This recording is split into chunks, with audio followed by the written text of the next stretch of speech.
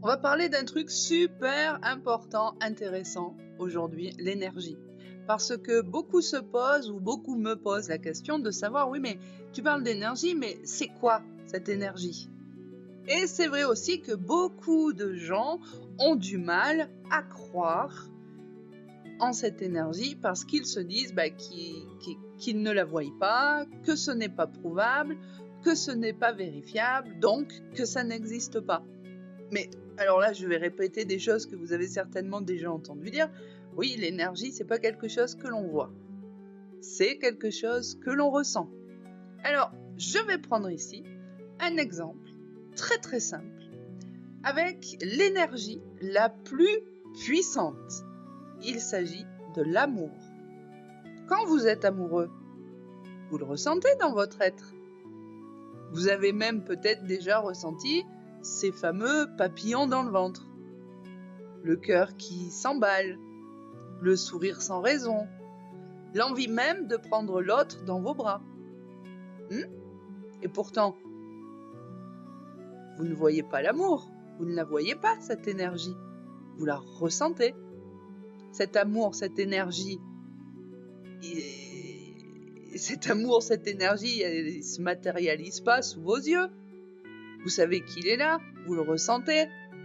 Et cette énergie, vous ne la gardez pas seulement en vous, vous la transmettez par des conséquences, on va dire, de cette énergie.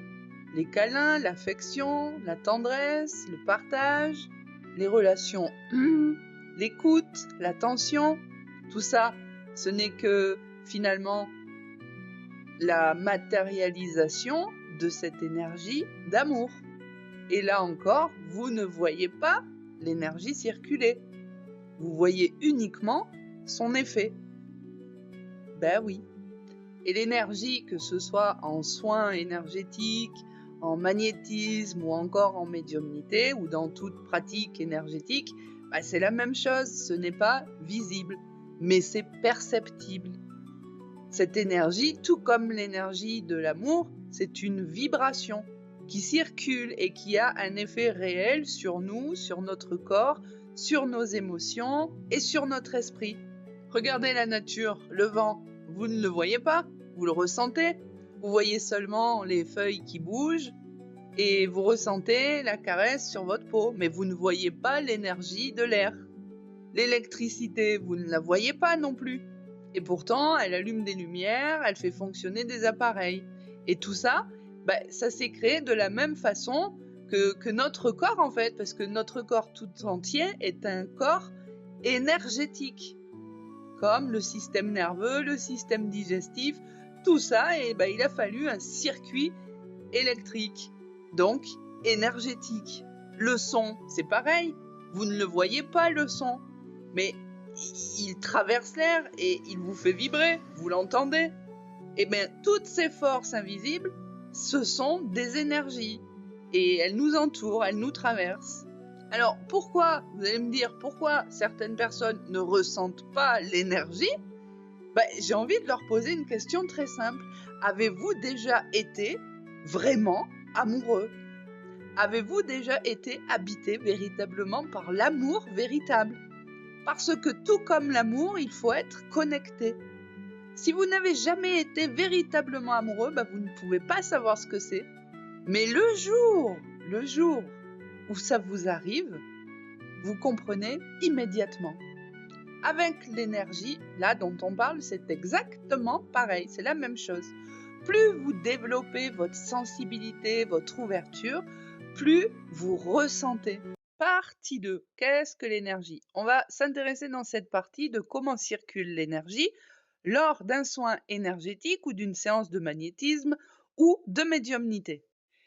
Il faut savoir que dans un soin énergétique, une séance de magnétisme, la personne qui pratique agit comme un canal. Elle ne fabrique pas l'énergie, elle la capte et la transmet. C'est exactement comme fonctionnerait une antenne qui capte une fréquence et qui la redirige. Alors, cette énergie, elle peut être issue, elle peut être universelle, elle peut être issue de la terre, elle peut être issue du ciel, Pour la Terre, on parle alors d'énergie tellurique. Pour le ciel, on parle d'énergie cosmique. Elle peut aussi provenir d'un champ vibratoire subtil. Et elle circule ensuite vers la personne qui reçoit le soin.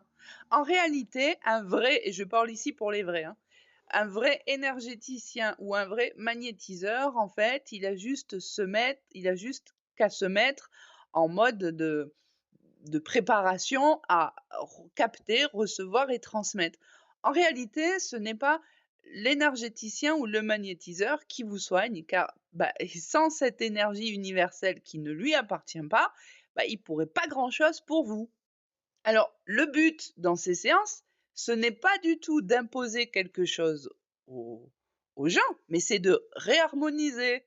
C'est vraiment de libérer les blocages, rééquilibrer les flux d'énergie et de venir apaiser de ce fait le corps et l'esprit. Car je le rappelle, nous sommes un être énergétique. D'ailleurs, bougez pas. Il y a un petit livre pour ceux qui voudraient vraiment comprendre peut-être davantage, qui s'appelle L'homme énergétique de Luc Baudin. Dedans, on vous explique tout. Et petit aparté, monsieur Luc Baudin est à ce jour le spécialiste des soins énergétiques en France. D'ailleurs, je me suis moi-même formée aux enseignements de Luc Baudin. Maintenant, parlons en médiumnité. Et là, en médiumnité, c'est un peu différent. Parce que là, le médium ne se connecte pas seulement à l'énergie. Il se connecte aussi à des entités, à des entités ou encore même à des plans subtils. Alors, ces entités, bien évidemment, on ne parle pas de n'importe quelle entité. Pour rappel, il faut démystifier ce mot. Une entité, c'est une âme, c'est une personne désincarnée qui ne vit plus sur Terre, donc qui est décédée ou bien, si on va encore plus loin, qui ne se trouve pas sur le même plan que nous. Donc, ces entités peuvent être soit des guides spirituels, soit des proches disparus, ou bien d'autres présences qu'on appelle des êtres de lumière. Et ces entités-là sont faites aussi d'énergie et de vibration. Et le médium, en ouvrant sa sensibilité, eh bien, il devient comme une radio qui capte leur message. D'accord? Tu as bien vu ta radio. Si tu la mets pas sur la bonne fréquence pour écouter Chérie FM, tu n'écouteras jamais Chérie FM. C'est pour ça qu'on dit que chaque médium a sa propre fréquence.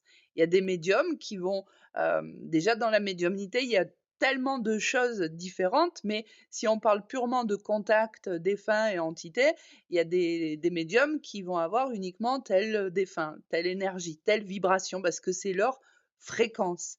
Moi, par exemple, c'est pas moi qui ai choisi, hein, j'ai beaucoup d'enfants et j'ai beaucoup de personnes qui sont associées à des peuples d'exil durant des guerres, des périodes de guerre. Voilà, c'est comme ça. Je ne l'ai pas choisi. C'est pour ça d'ailleurs que je ne me revendique pas comme faisant du contact parce que déjà en soi, je n'aime pas ça.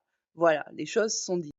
Et ces messages, non, ce n'est pas forcément des mots parlés, mais là encore, des ressentis, des images, des sensations que le médium traduit en langage humain.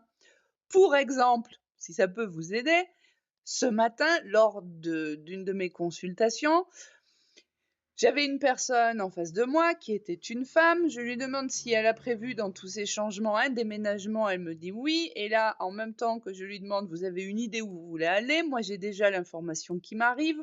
On me montre un paquet de lentilles. Oui, un paquet de lentilles qu'on mange.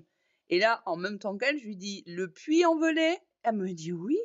Voilà. Et là, on n'est pas venu me dire les choses. C'est une image qui est venue et je l'ai associée, je l'ai interprétée.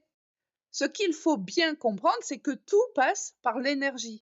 Dans un soin énergétique ou du magnétisme, l'énergie, elle circule pour réparer, pour apaiser et pour réaligner. Dans la médiumnité, l'énergie sert de pont entre les dimensions pour recevoir des informations, transmettre des informations ou des messages, mais aussi des fois des mises en garde. Par exemple, lorsqu'une entité se manifeste auprès d'un médium, elle ne parle pas comme toi et moi.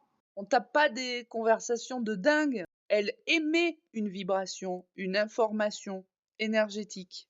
Et le médium la reçoit comme une impression intérieure, puis la traduit, comme je l'ai fait ce matin avec la lentille, hein. Finalement, c'est comme recevoir un courant d'air, en fait. On le voit pas, mais on le ressent et on comprend, qu'il est passé, voilà. Et c'est ce qui est plutôt beau là-dedans, qui est même très beau, c'est que tout passe sur la même loi. L'énergie circule, elle se transmet et elle s'échange. Et chacun peut la ressentir à son niveau, avec un peu d'ouverture et un peu de pratique. Dis-moi si ça t'intéresse, si tu as tout compris, si tu as des questions, si tu veux que je développe d'autres choses. D'ailleurs, j'ai une idée qui vient là et je pense que ça pourrait être super intéressant pour beaucoup. N'hésite pas dans les commentaires, je vous lirai.